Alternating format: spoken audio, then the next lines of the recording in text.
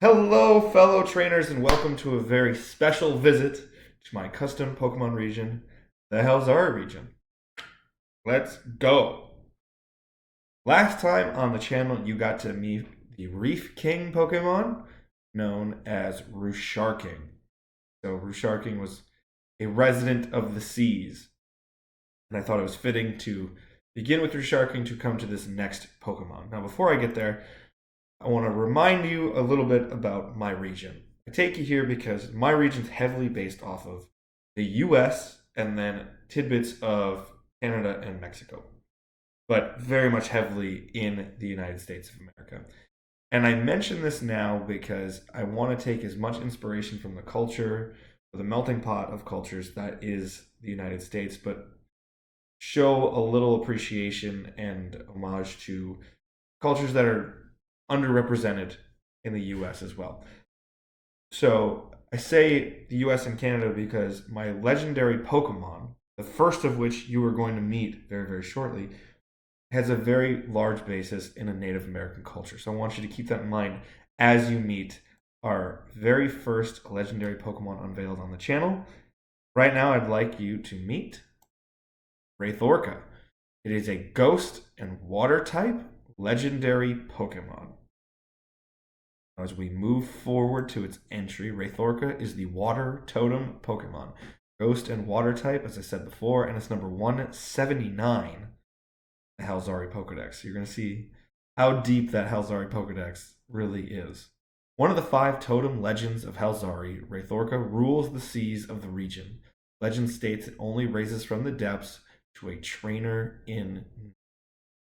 So as you look at Wraithorca and you look at its Pokedex entry, it is these large boulder colors and these boulder shapes. And I took that with as much respect as I possibly could after studying a lot of imagery of totem poles and Native American art from the Pacific Northwest, which stretches into the Vancouver and southwestern regions and goes all the way up to Alaska as well. I wanted to show a deep appreciation for not only that artwork, but that culture and that design work here in the Pokemon. Wraithorca is based off of an orca, or sometimes known as a killer whale, which is a Pokemon that can be featured, not a Pokemon, which is an animal that can be featured in totem poles from the Northwest. Totem poles are not inherently native to all Native American cultures across the U.S. That Native American culture is not nearly represented enough to see how many differences there are. But frankly, unfortunately, it's been swept under the rug, so much of that culture, and it's just been boiled down to a lot of stereotypical things. Totem poles are not inherent to all Native American culture. They're very concentrated from my research in Pacific Northwestern regions and those tribes. So I wanted to focus on those things as I went for the art direction of this Pokemon.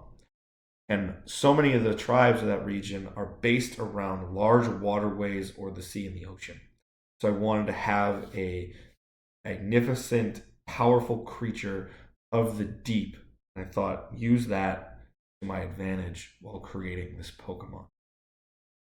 It's the water totem Pokemon, not only because the inspiration comes from a totem pole, but it is a part of a group of legendary Pokemon that very much protect the integrity and protect the environment of the region itself in the story that I'm telling, and one that would impact your play if you were to ever play Halzari as a game.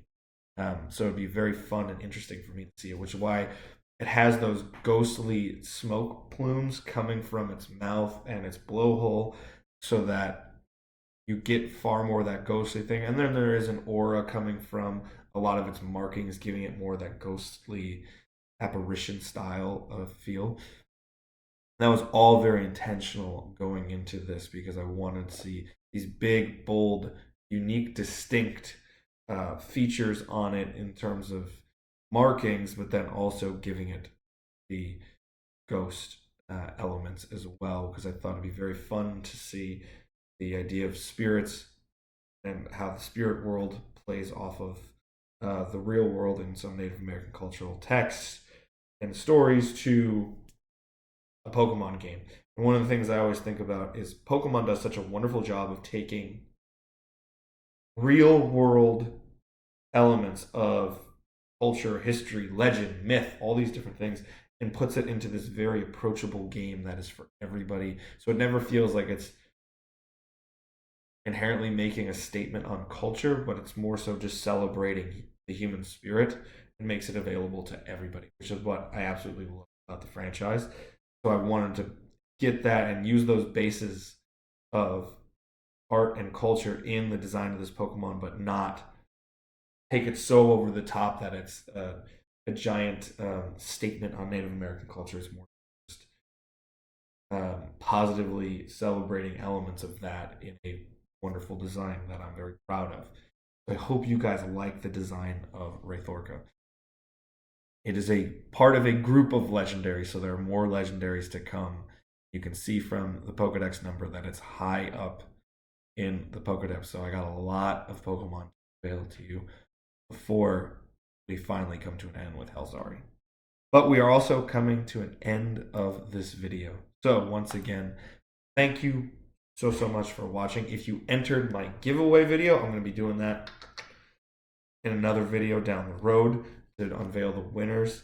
Life is coming at me pretty fast, so I'm slightly behind on some of that stuff, but I want to say thank you as always for watching. If you've entered that giveaway, I'm going to make sure do my best to reward somebody for getting into that giveaway as well. Make sure I do it right. I hope you're doing yourselves right by watching more of these content, watching more of these videos if you'd like to.